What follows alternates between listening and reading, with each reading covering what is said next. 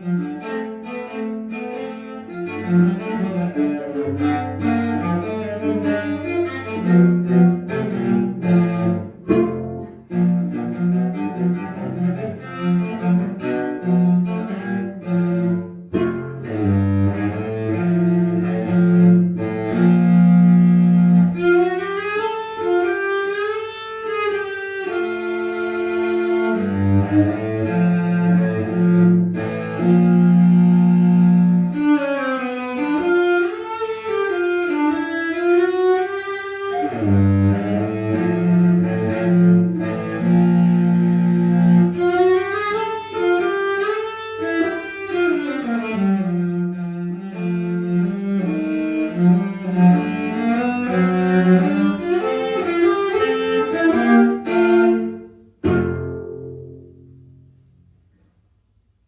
our first piece of international dance music today is opera music. This is from the French composer Georges Bizet and his opera Carmen. This is the one with the gypsy girl and the soldier and the bullfighter. It wasn't very popular when it first came out. In fact, the critics hated it. And sadly, Bizet died just 3 months after opening night, and he didn't live long enough to get all the recognition that he so greatly deserved for writing what today is one of the most often performed operas in the entire world. I'll be doing 4 dance pieces from this opera, 3 of the Toreador bullfighting marches, and the famous habanera dance that Carmen sings. Music from Bizet's Carmen.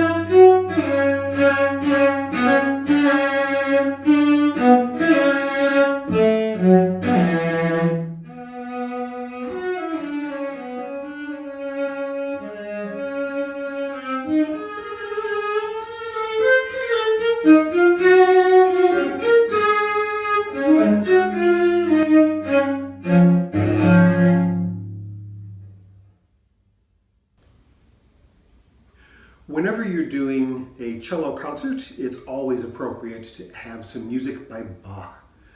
But you don't normally think of Bach as writing international dances, but in fact he did.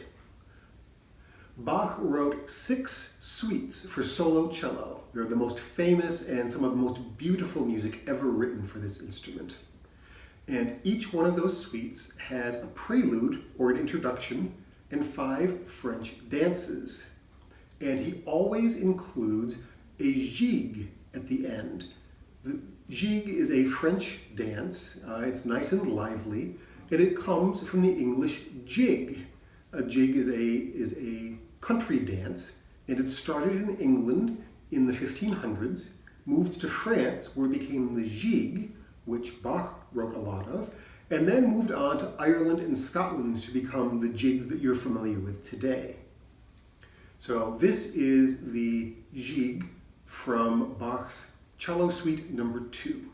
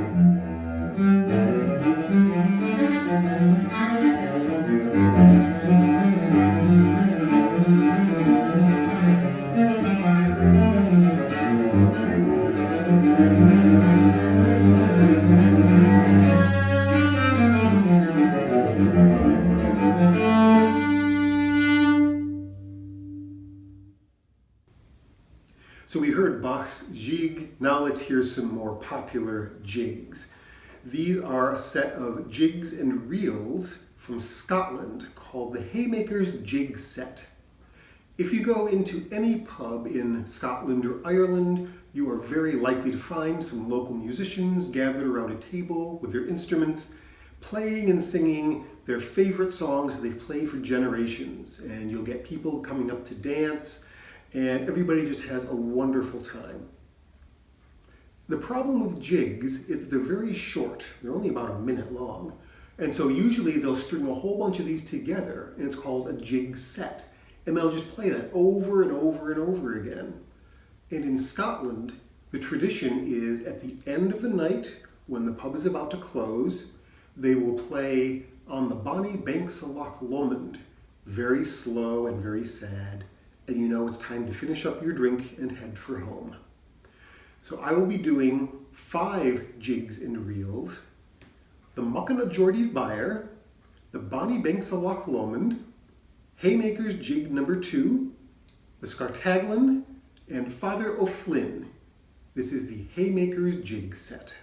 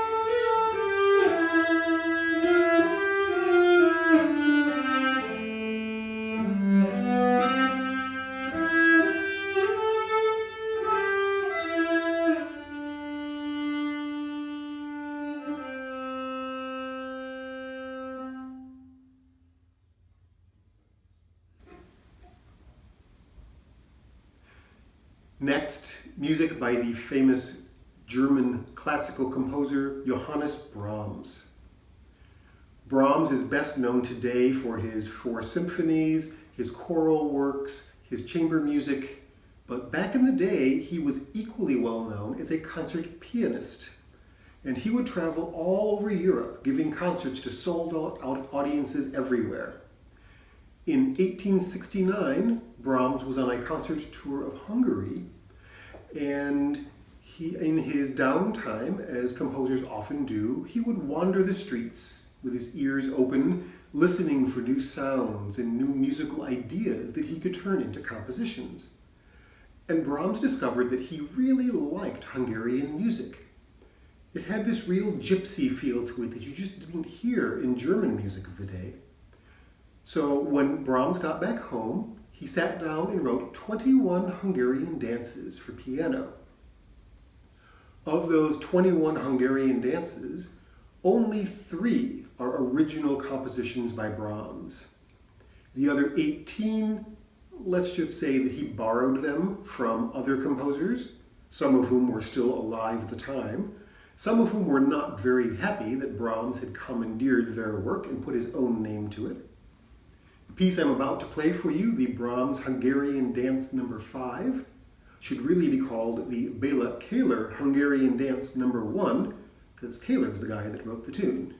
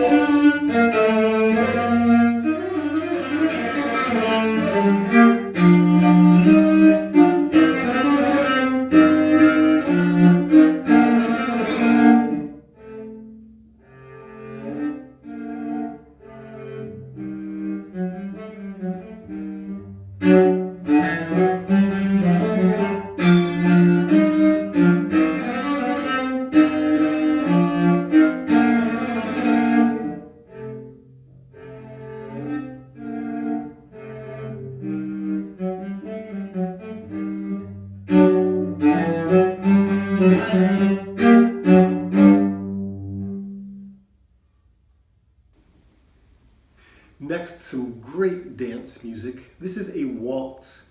It is the Blue Danube Waltz, or An der schönen blauen Donau, by Johann Strauss Jr. Strauss was known as the Waltz King. He wrote over 500 waltzes and polkas and other dance music during his life. And he is the main reason why the waltz became so popular in Vienna and in Austria. And the Blue Danube Waltz is so loved in Austria that it becomes their unofficial national anthem. Here is the Blue Danube Waltz.